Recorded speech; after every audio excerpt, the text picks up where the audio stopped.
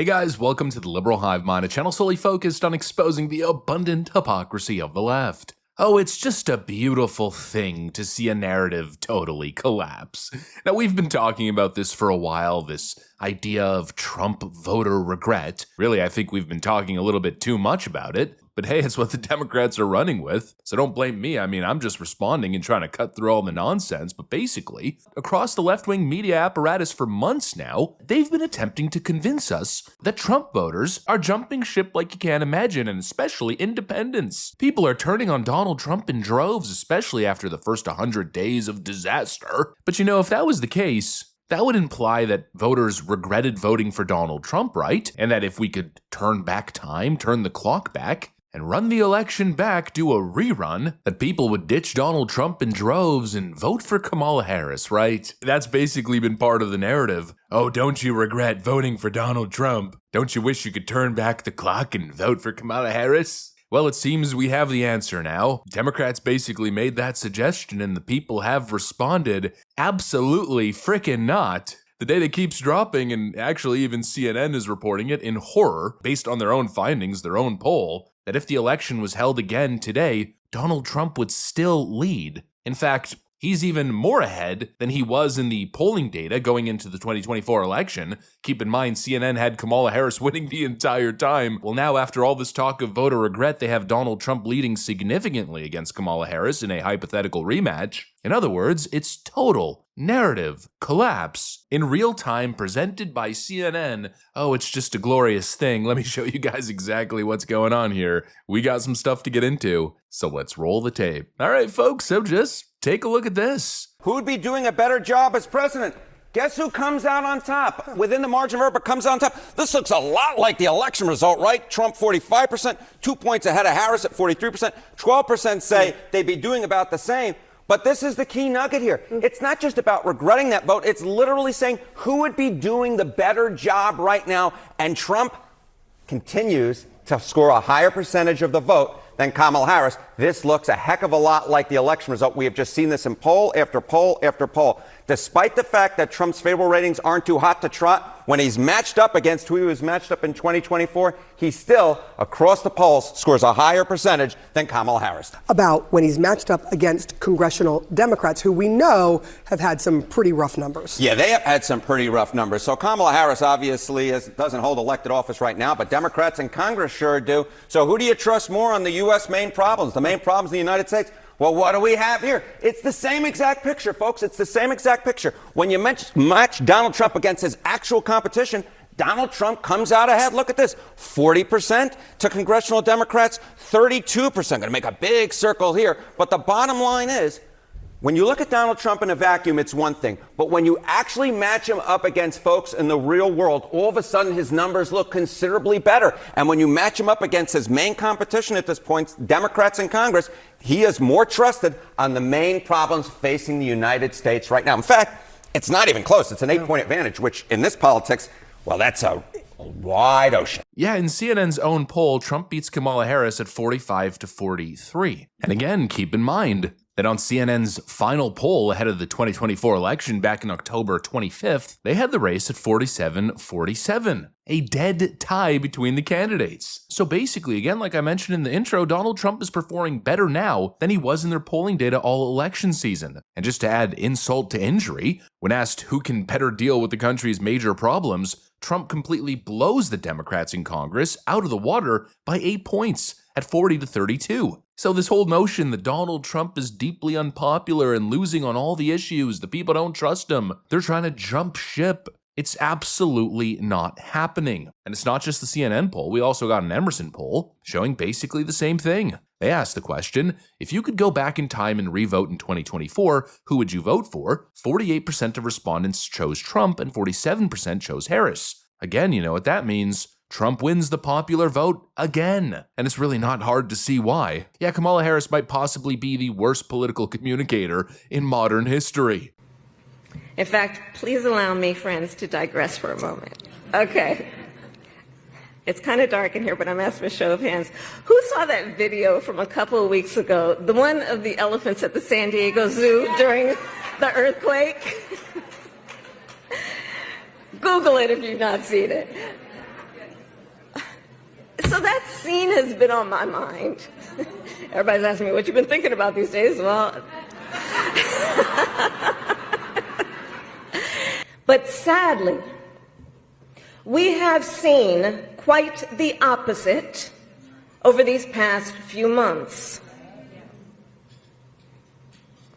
Now, I know tonight's event happens to coincide with the 100 days after the inauguration, and I'll leave it to others to give a full accounting of what has happened so far.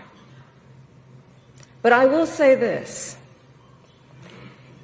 Instead of an administration working to advance America's highest ideals, we are witnessing the wholesale abandonment of those ideals.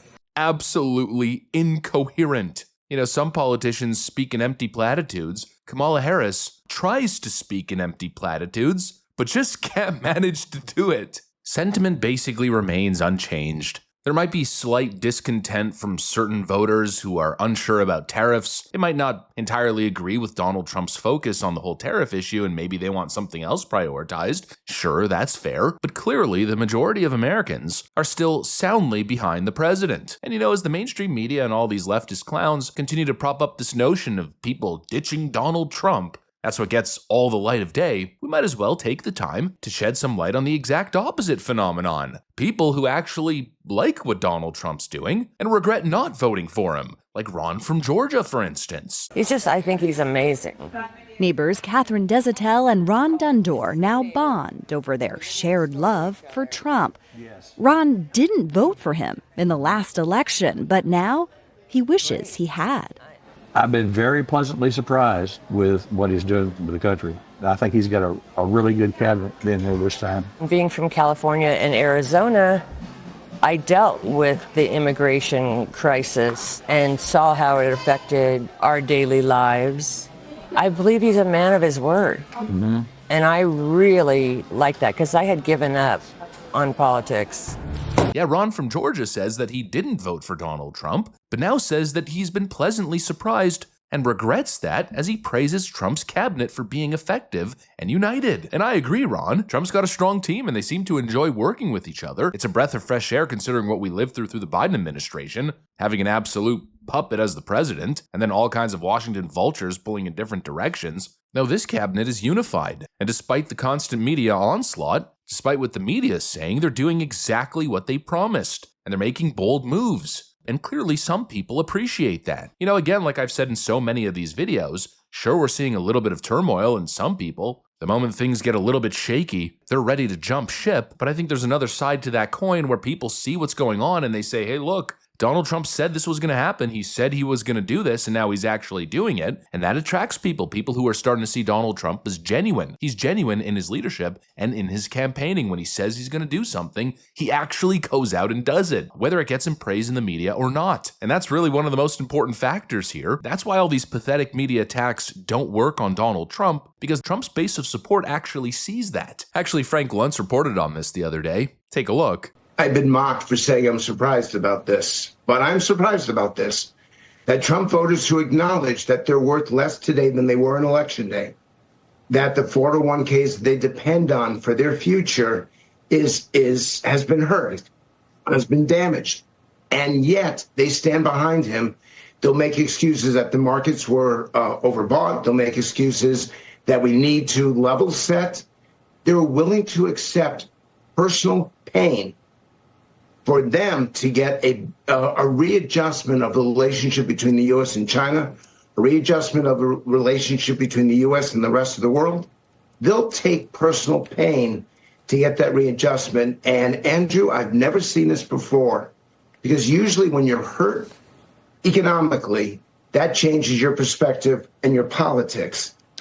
Not with these people. You're staying firm. He says the Trump voters are experiencing economic pain, and yet they're still standing firm. And clearly, Frank Luntz himself can't wrap his head around it. I guess he can't understand that people don't base their politics on whether or not their 401k dipped 2% in a quarter. Well, it's very simple, Frank. Trump voters are more focused on fixing a broken country. And they're clearly smart enough to understand that Trump is making long-term moves. They're smart enough to understand that moving up to $40 trillion in national debt is not sustainable. And having all your eggs in one supply chain basket with China, especially when it comes to key American industries and technology, well, it's a national security risk. And so they're focused on the next few decades. They're focused on fixing the systemic rot rather than the next fiscal quarter. So anyways, while the mainstream media is clearly clinging on to this ridiculous narrative, hoping that it's going to stick, it seems as though slowly but surely the truth is smacking them right in the face. Trump voters are rock solid. Independents are not ditching Donald Trump. If we could go back in time and repeat the process, it seems as though Trump would still win the popular vote.